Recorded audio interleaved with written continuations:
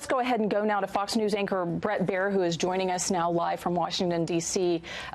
Bret, what can you tell us? This was expected. We had heard a statement from the family, but now, as we just said, John McCain dead at the age of 81.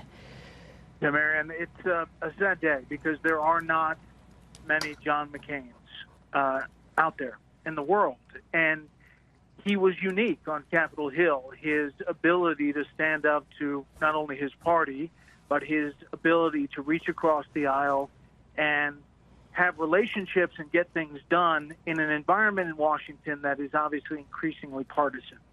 John McCain was a unique figure.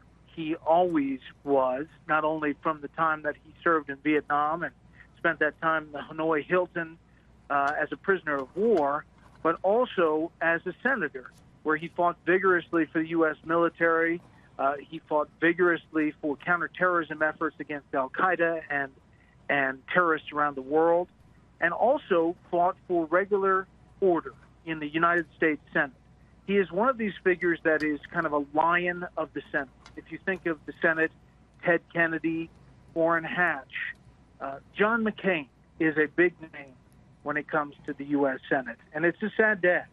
The 2008 presidential nominee, obviously taking a lot of controversy, and some conservatives really had a problem with his vote on Obamacare late in the night on the Senate floor with the thumbs down on repealing and replacing Obamacare, but gave one of his most impassioned speeches saying that regular order had to happen, and that it wasn't about stuffing legislation down lawmakers' throats.